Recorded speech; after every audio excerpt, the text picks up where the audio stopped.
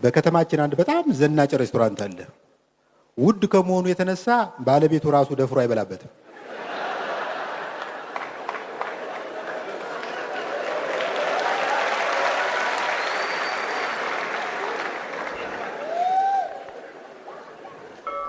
ደንበኞች በአመት አንዴ የልደት ቀናቸውን ለማክበር የሚበሉበት ነው። እኔ ግን ብታምኑም ባታምኑም በሳምንት ቢያንስ 2 ቀን ጎራ እላለሁ። ከዚያ አስተናጋጁ ያቀረበልኝን የምግብ ዝርዝር ዋጋ እንደ መርዶ ደብዳቤ በትካዜ እያነበብኩ ለረጅም ጊዜ እቀመጣለሁ።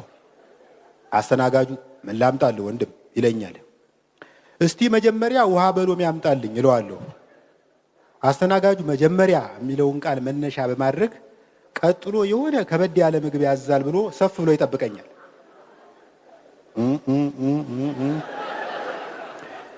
እኔ ውሃ በሎሜን ፉት እያልሁ ለ4 ሰዓት ያክል እጎለታለሁ።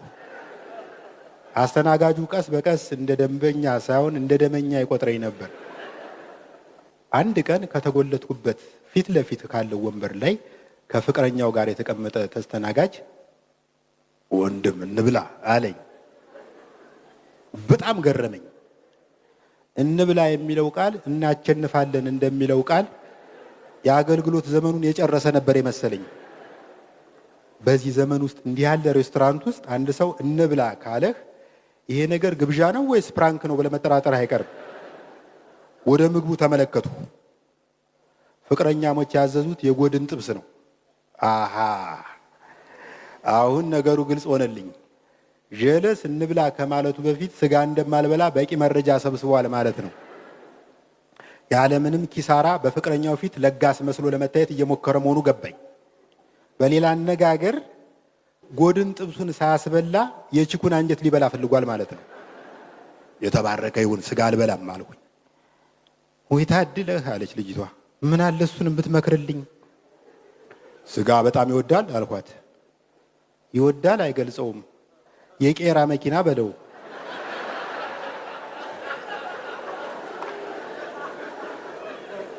ሰውየው በጣም ተናደደ።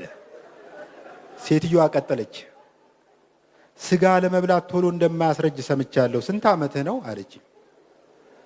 43 ዓመቴ ነው አልሁ። አይገርምም አለች ልጅቷ ወደ ሰውየው ዞራ። አሁን የ43 ዓመት ሰው ይመስላል።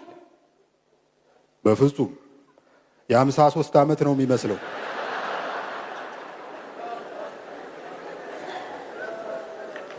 ሰውየው በቀላሉ ሊፋታኝ አልቻለም። እኔ እምልህ ሲል ቀጠለ። አቤት። ሁሌ አትክልትና ጥራጥሬ ነው የምትበለው? አዎ። ምን ነው እንደ ከብትበትና ፋንድያ ለመጣል ነው ወይስ ሌላ ዓላማ አለ?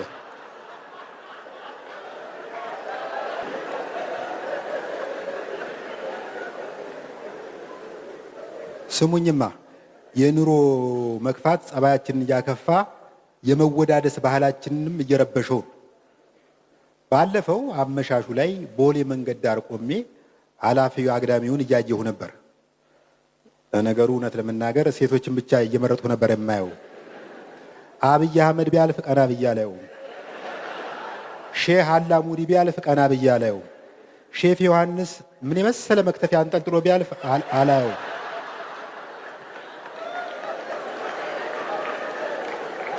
ቴዲ አፍሮ ቢያልፍ ራሱ አላየውም። ሮፍናን ቢያልፍ ሮፍናን እንኳን ትንሽ ስለሚያምታታ ቀና ብዬ ላየው እችላለሁ።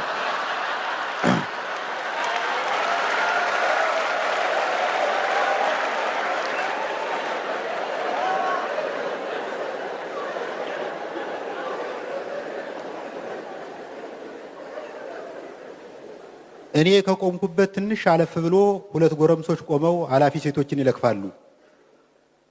አንዲት ሴት በፊታችን ስታልፍ አንደኛው ፊትሽ ጠቃጠቆ አለው። ጠቃጠቆ ለሙዝ እንጂ ለሴት አይነፋም።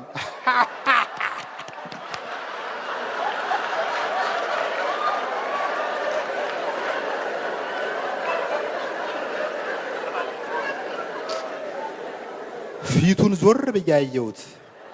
ወይኔ ፊቱ!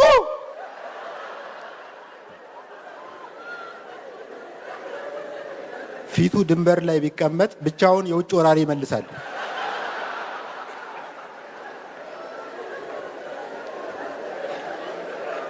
ሌላ ሴት አለፈች። አለባበስሽን አስተካኪ፣ አገር አታሰድቢ አለ ሁለተኛው። አለባበሱን አየሁት። ሱሪው እንደ ብሔራዊ ሀዘን ባንዲራ ዝቅ ብሎ ይውለበለባል። እጅግ አዘንሁ። እንዲህ ባሉ ብሽቅ ወንዶች ምክንያት ጠቅላላው ያበሻ ወንድ መጠመዱ አሳዘነኝ። በዚህ ሀገር ላይ ጥሩ ጥሩ ወንዶች መኖራቸውን ማሳየት ፈለጉ። ለጊዜው እኔ ራሴ ጥሩ ወንዶችን ወክዬ የሆነ ነገር ማድረግ እንዳለብኝ ተሰማኝ። ቀጥላ በፊቴ የምታልፈውን ሴት ጠብቄ እልል ያለ ውዳሴ ላቀርብላት ወሰንሁ። የኔ እመቤት ፊትሽ እንደ ምስራቅ ብርሃን ያመርታል እላታለሁ። ስለ ውበት ከማወደሴ በፊት እኔ ራሴ መዋቤን ማረጋገጥ አለብኝ። ራሴን አየሁት። አረንጓዴ ቲሸርት ለብሻለሁ። ቅጠልያ ሱሪ ታጥቄያለሁ። ከጫማዬ ጋር ማች የሚያደርግ የስልክ እንጨት ተደግፌያለሁ። በአጠቃላይ ዝንጥ ብያለሁ። ቅድም ፊትሽ ጠቃጠቆ አለበት የተባለችዋ ሴት ስትመለስ አየኋት። በአጠገቤ እያለች ስታልፍ ስል ዞር ብላ አይታኝ፣ እንዴ በውቄ በሰላም ነው? የኮባ ጠመንጃ መስልሃል።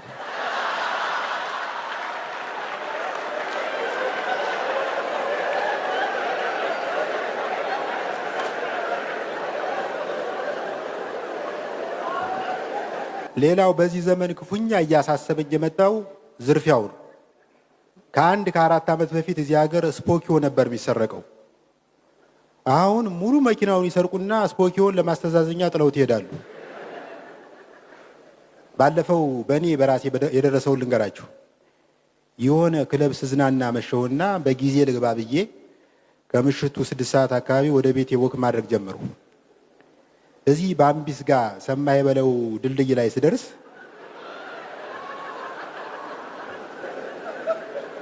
ሁለት ጠብደል ጎረምሶች ከፊት ለፊት የቆሙ ፌሮና ገመድ ይዘዋል። እኔ ምንም አልጠረጠርሁም። ድልድዩን የሚጠግኑ የቀን ተሌት ሰራተኞች ነው የመሰሉኝ። አንደኛው ጠጋ አለኝና ዲያስፖራው ዶላር ይዛል አለኝ። አዎ በስንት ዘረዝሩኛላችሁ?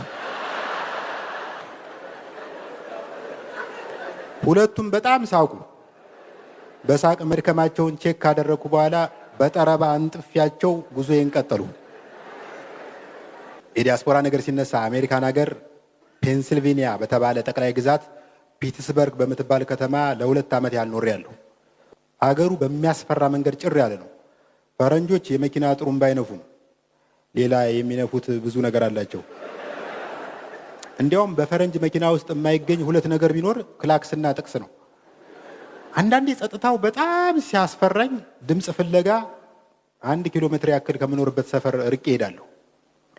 በትልልቅ ጎዳናዎች ዳር ቸስታ ሙዚቀኞች የሙዚቃ መሳሪያ እየተጫወቱ ሳንቲም ይለቅማሉ።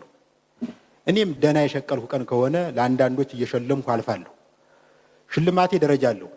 ለፒያኖ $10፣ ለቫዮሊን $5፣ ለሳንዱቅ ጊታር ማለት ለቦክስ ጊታር ማለት ነው $1። ይሄ ደግሞ ምን ነበረ? ይሄ እንኳን ወናፍ የሚመስለው ይሄ እንኳን ፍሬው ኃይሉ የሚባለውን ዘፋኝ አጉብጦ የገደለው አኮርዲዮን፣ ለአኮርዲዮን ስሙኒ። አሜሪካ ነገር ስሙኒ ዛሬ ድረስ ያገለግላል። አንድ ቀን የሆነ ሽማግሌ ፈረንጅ በፒያኖ የሙላቱ አስታጥቄን ሙዚቃ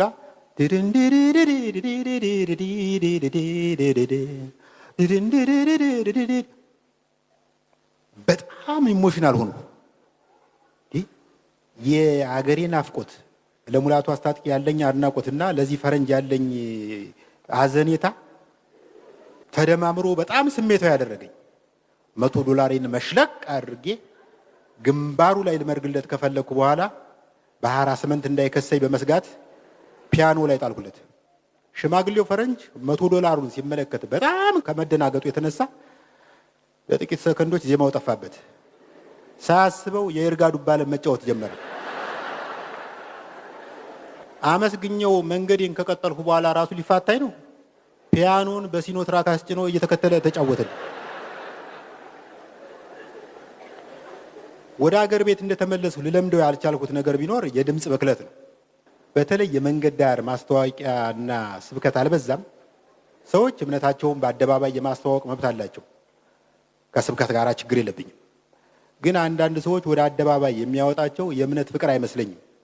የገዛ ድምፃቸውን በማይክ የመስማት ፍቅር ይመስለኛል።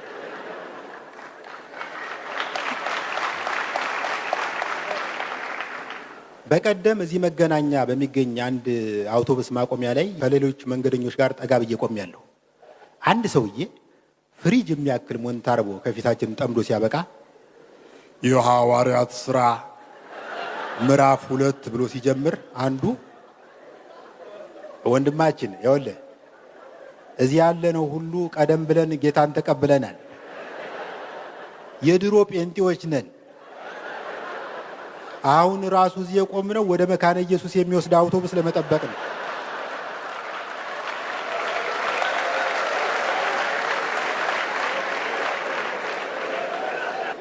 ሰውየው ሞንታርቦውን እየጎተተ ገለል ይላል ብዬ ስጠብቅ አይጥና በረሮ አስቸግሮታል።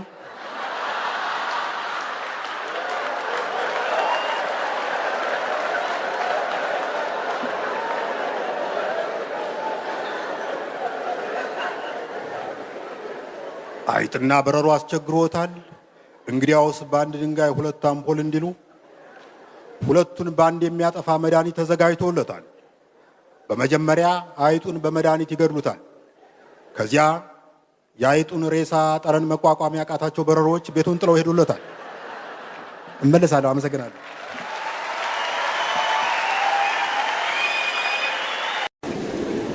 የድሮ መጽሐፎችን ሳገኝ ከይዘታቸው ይልቅ ርዕሳቸው ያዝናናኛል። ለምሳሌ ብላታ ወልደ ጊዮርጊስ ወልደ ዮሐንስ የተባሉ ደራሲ የጻፉት መጽሐፍ ውጭ ሀገር ሄጄ ነበር የሚል ርዕስ ነበር። ውጭ ሀገር ሄጄ ነበር ሪፖርት ነው ጉራ ነው በሚለው ላይ አሁንም ምርምር እያደረኩ ነው። እኔም እንግዲህ በየመካከሉ አሜሪካ ሳለሁ እያልሁ ስለማዝጋችሁ በቂ የስነ ልቦና ዝግጅት እንዳይለያችሁ። አሜሪካ እያለሁ በጣም ሸንቀጥ ያልኩ ነበር። የሆዴን ቅርጽ ራሱ ብታዩት ከላይ እንዲህ ሆኖ ወደ ጎን ደግሞ እንደዚህ ተሰምሮ ምን ልበላችሁ የሆነ ከስጋና ከጅማት የተሰራ የባቡር ሀዲድ ነበር የሚመስለው። እዚህ ሀገር ስመጣ ያም ሲጋብዘኝ ስበላ፣ ያም ሲጋብዘኝ ስተቀጥቅ ተነፋፋ፣ እንደ ራሽያ ወደ ጎን ተስፋፋ። በነገራችን ላይ ቦርጭ በአግባቡና በደረቡ ሲሆን ጸጋ ነው። በሲክስ ፓክ ላይ ቦርጭ መደረብ ግን በራስ ላይ እጅግ አሰቃቂ ወንጀል እንደመፈጸም ነው። አስበው፣ አጭር ሆነ በሲክስ ፓክ ላይ ቦርጭ ስትደርብ ወደ ምን እንደሚመስል ታውቃለህ? 3 ቦታ የታሰረ የማር ከረጢት ነው።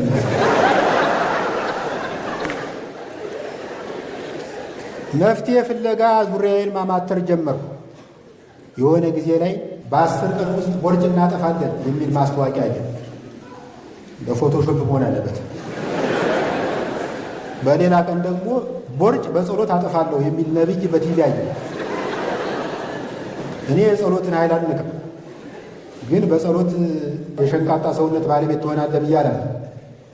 ምናልባት ከጸሎት በኋላ የተባረከ ቦርጭ ባለቤት ልትሆን ትችላለህ።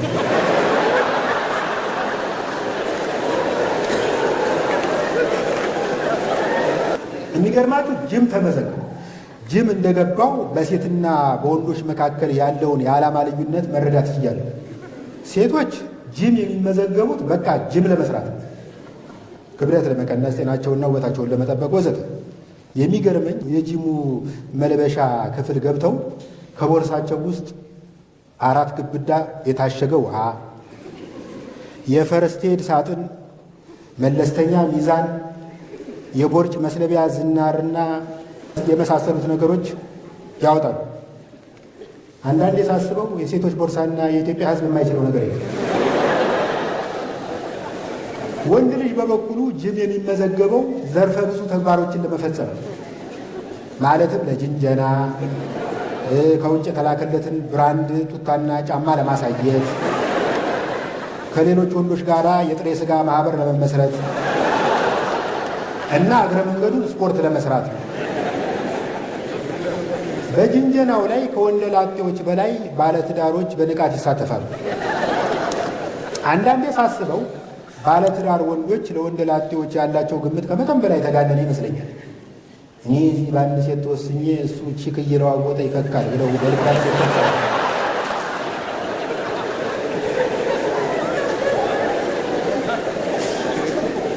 እውነታው ግን ከዚህ በጣም ይርቃል።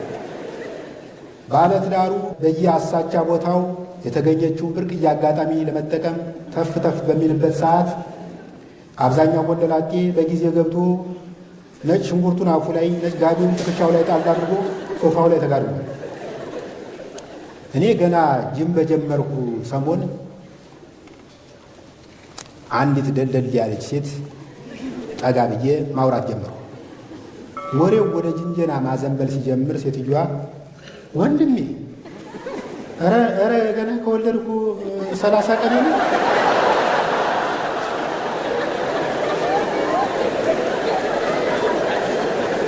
ዓላማ ምንድን ነው? ዓላማዬ የልጁ ክርስትና አባት ነው።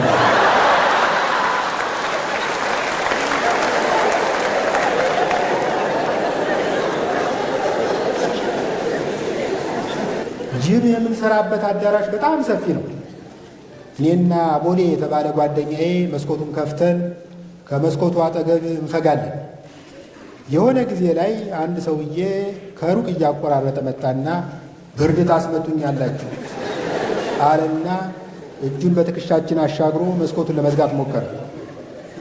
ጓደኛዬ ወንድሜ የኔ አባት ዶክተር ነው፣ ብርድ መምታት የሚባል ነገር ሳይንሳዊ አይደለም፣ ይልቅ በዚህ መጠን በታፈነ አዳራሽ ውስጥ ስፖርት መስራት በራስ ላይ የኬሚካል ጦር መሳሪያ እንደመተኮስ ይቆጠራል።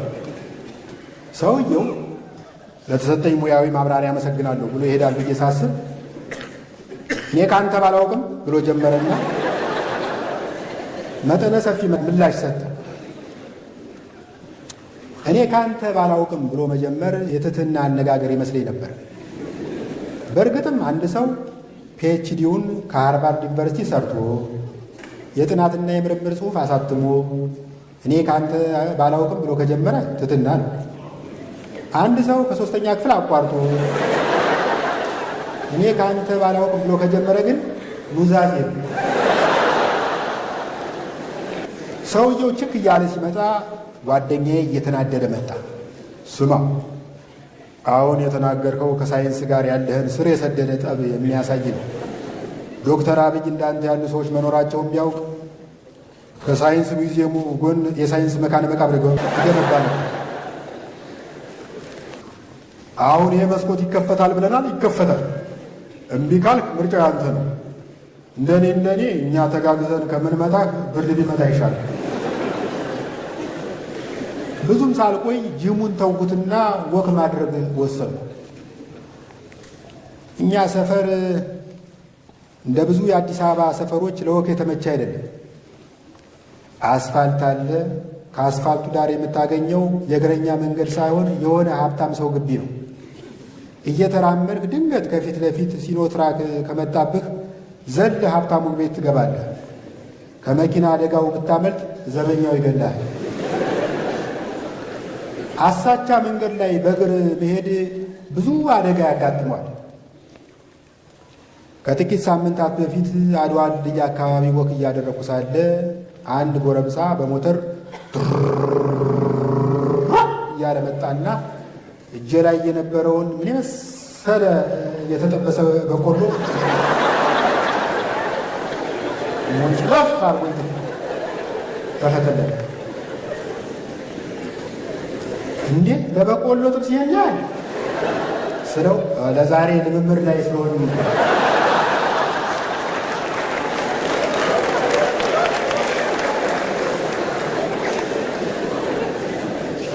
ሌላ ጊዜ በቦሌ መንገድ በወሎ ሰፈር በኩል ወክ ማድረግ ጀመሩ። መንገዱ ለወክ የተመቸ ነው። ይሁን እንጂ የሕዝብ አቴንሽን ላለመሳብ ብዬ ማስክ አድርጌ መራመድ ጀመሩ።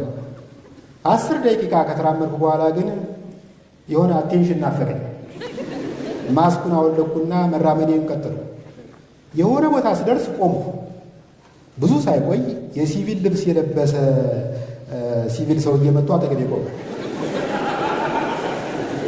አወቅኩት። ጅም ቤት ከጓደኛዬ ጋር የተጣላሁት ሰውዬ ነው። አይን ላይን ስንገጣጠም አፌ እንዳመጣልኝ እዚህ አካባቢ የልብስ ሱቅ አለ አልኩት። የረጠበ ሱሪን መቀየር ፈልገህ ነው አለ። ለክፉ የማይሰጥ ቀለል ያለ ስድብ ልሰድበው ወስኜ ከካ እና የመሳሰሉትን ቃላት ወረወ። እሱ ኦፔራን ኦፕራ እንደሚያቀነቅን ሰው እጁን በረጅሙ ዘረጋና አንዴ በስንቃሪያ ጥፊ ሰረበኝ። ለጊዜው ፊቴ ከሰውነቴ ላይ እየተደመሰሰ ነው ይመስላል። አሁን ተራው የኔ ነው። እንደ ሜሲ ብድግ አልኩና አንዴ በቴስታ እምብርት ላይ ገባሁ።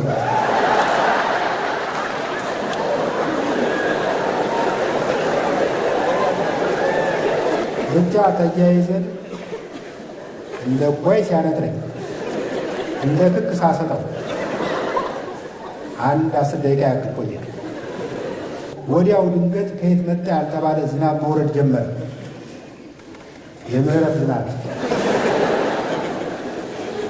ለካ ገላጋይ አተን ነው እንጂ ሁለታችንም ድብድቡን የሆነ ቦታ ላይ ማቋረጥ ፈልገናል። ለቀቀኝ፣ ለቀኩት። ከዝናቡ መጠለያ የምንፈልግ አስመስለን በየተቃራኒው አቅጣጫ ለመሮጥ ተዘጋጀ። ወዲያው ግን ድንገት ከመንገዱ ዳር ሆና ድብድባችንን በተመስጦ ስትከታተል የነበረች ፓርኪንግ የምትሰራ ሴት ቆይ አንዴ አለችና ለሁለት ሰው የሚበቃ ግብዳ ጃንጥላ ይዛ ግን እየሮጠች ነበር። መለሳለሁ። አመሰግናለሁ። የአበሻ ሴቶች እኛን ወንዶችን በብዙ ነገር ይበልጡናል።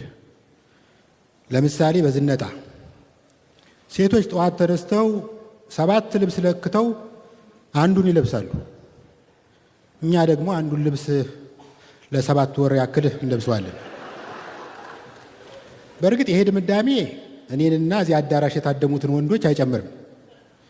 በተለይ እኔ በስማ እዘንጣለሁ። እሱ አይዘንጥ እንጂ ሲዘንጥ የደራሲዎች ላፎንቴ ነው የሚባልልኝ። በተቃራኒ አንድ የማውቀው ሰውዬ አለ። የሰርጉ ጊዜ የለበሰውን ሱፍ የመልሱም ቀን ለበሰው። ይህ ብቻ አይደለም፣ ለልጁ ክርስትናም ለብሶት ታየ። ይህን ያስተዋለ ጓደኛችን ምን ነው ብሮ አይለያችሁ ተብሎ የተዘፈነው እኮ ከሱፍ ጋር አይደለም ከሙሽራዋ ጋር። እስቲ ስለ ኑሮ እናወራ። እኔ በበኩሌ ገንዘብ ባንክ ውስጥ ማስቀመጥ ትቻለሁ። እንደ ሶሪያ ለማኝ የፊቱን ፈታ እያልኩ ነው የምኖረው። አይታችሁ እንደሆነ የሶሪያ ለማኝ ሃይገር ባስ ላይ ይለምንና በስነ ስርዓት ራይድ ተሳፍሮ የራት አስቤዛ ለመሸመት ፍሬሽ ኮርነር ይገባል። እግረኛ መንገድ ላይ ቆሜ ባለመኪናው ሁላ ካሁን ያሻግረኛል ብዬ ሳስብ መኪናውን እንቁልልጭ እያለኝ ያልፋል። አሁንማ አሽከርካሪዎች እለፍ የሚል ምልክት ካሳዩኝ ራሱ አላምናቸው። አነጣጥረው ለመግጨት የሚያመቻቹኝ ነው የሚመስለኝ። ባለፈው የአንድ ክፍለ ከተማ ህዝብ በእግረኛ ማቋረጫው ዳር ተከማችቶ አሻጋሪ ይጠባበቃል። ቢጫ የለበሱ ተለማማጅ ትራፊኮች መንገዱ ዳር ቆመው ዘናጭ መኪኖችን በፈገግታ ያሳልፋሉ። እኛ እግራኞች ልንሻገር ስንቃጣ እዛው ባለበት የሚል ምልክት ያሳዩናል። የሆነ ጊዜ ላይ መንገዱ ዳር ረጅም ጊዜ ከመቆማችን የተነሳ አብረውኝ ለቆሙ እግረኞች መሪ የመሆን ፍላጎት ውስጥ ያቆጠቆጠ። ወደ ተከማቸው እግረኛ ዞር አልኩና ጎበዝ ተከተሉኝ፣ ያለቀው አልቆ የተረፍነው እንሻገራለን።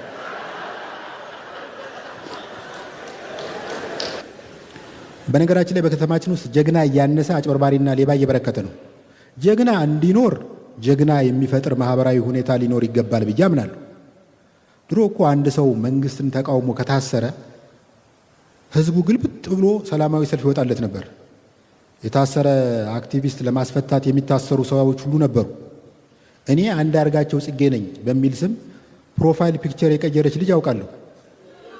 ለትግሉ ስትል የራሷን ታይቶ የማይጠገብ ቆንጆ ፎቶ አውርዳ የአንዳርጋቸው ጽጌን ባይታይም የማይጠገብ ፎቶ ከፍ አድርጋ ለጥፋለች። አሁን እንደዚህ አይነት ነገር ያለ አይመስለኝም። አሁን የኔ ጓደኛ በየነ አርፌ በተቀመጥኩበት እየደወለ በውቄ እስከ መቼ ስለ ሴት ጡት ትጽፋለህ? እንዲሁ በተደጋጋሚ ስለ ጻፍከው የጠባኸው ይመስልሃል?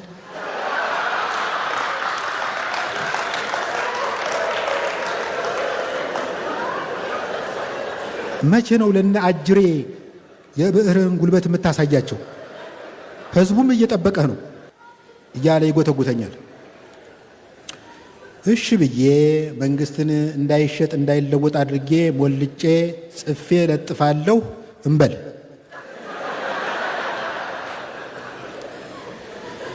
በማግስቱ እና አጅሬ ከቀበና ብድግ አድርገው አዋሽ 40 ይመድቡኛል።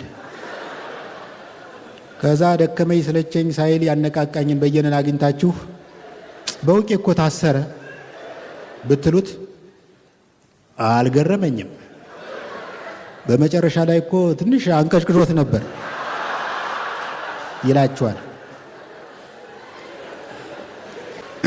ባለፈው ደግሞ አንድ ዲያስፖራ ጓደኛዬ አገር ሰላም ነው ብሎ ከውራይል ወደ መገናኛ የሚሄድ የሞላ ሚኒባስ ተሳፈረ። ወያላው ከጋቢናው ጀርባ ያለች ሙዳየ ምጽዋት ሳጥን ላይ ያስቀመጠው። ዲያስፖራው ቀና ብሎ ወደ ተሳፋሪዎች ሾፍ ሲያደርግ ከወደ አገጫቸው አካባቢ ተመሳሰሉበት። የአንድ እናት ልጆች ተደራጅተው አንድ ሚኒባስ ተከራይተው እንዳፈኑት ለመገንዘብ ጊዜ አልፈጀበትም። ሚኒባሱ በመገናኛ በኩል ሲያልፍ ጓደኛዬ እንደምንም ፊቱን በመስኮት አውጥቶ እርዱኝ ብሎ ጮኸ። መንገዱ ዳር የቆሙ ሽማግሌ ሰርተህ አትበላም ጅግር አለ።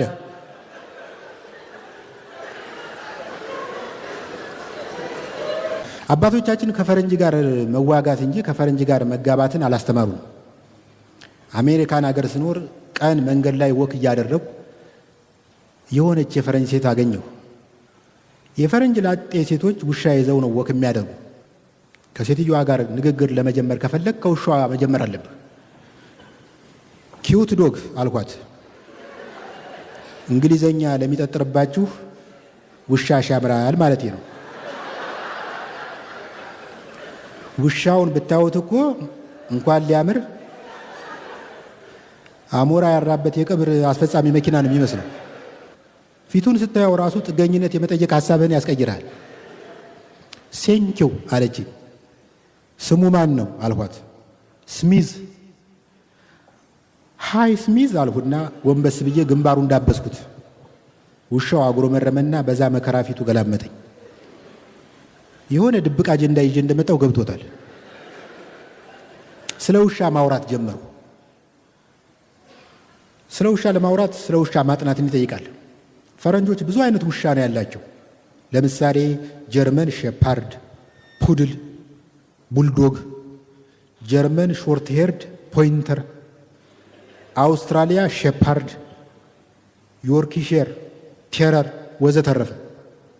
በአንጻሩ እኔ በሀገር የማውቀው 2 አይነት ውሻ ነው፣ የቤት ውሻና የጎዳና ውሻ። ከኢትዮጵያ እንደመጣው ስነግራት ደስ አላት። በታሪክ የኃይለ ሥላሴና የአበበ ቢቂላ አድናቂ ናት። የሚገርምሽ የኔ አያት 2 ጊዜ አበበ ቢቂላን ቀድሞ ገብቷል አልኳት። አትሌት ነበር? አይ አትሌቶችን መንገድ የሚመራ ሞተረኛ ነበር። አንድ ፍቅሪዝም የሚባል ሃይማኖት የመሰረተ ልጅ አለ። ልጁ ተከታይ ለማፍራት ሲሞክር ተከታታይ ጥቃት ደረሰበት።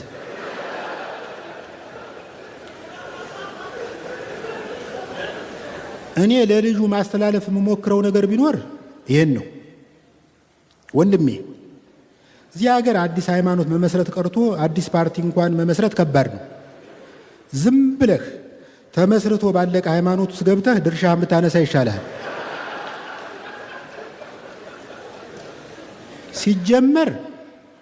ሲጀመር ደምሳሽ የሚለው ስምህ የሃይማኖት መስራች ስም አይመስልም። ይህን ስም ወይ ሸሽገው ወይ አሸጋሽገው። ደማኤል ምናምን ብለህ ብታቀናብረው ቢያንስ ጃን ሜዳን የሚሞላ ተከታይ ታገኛለህ። በአሁኑ ጊዜ ትንቢት የሚናገር በቂ ሰው ስላለ አንተ ለለውጥ ያህል ያለፈውን ዘመን ተናገር። በዘይት መጸለይ የተበላበት ስለሆነ አንተ በዋዜ በዳጣ ምናምን ሞክር።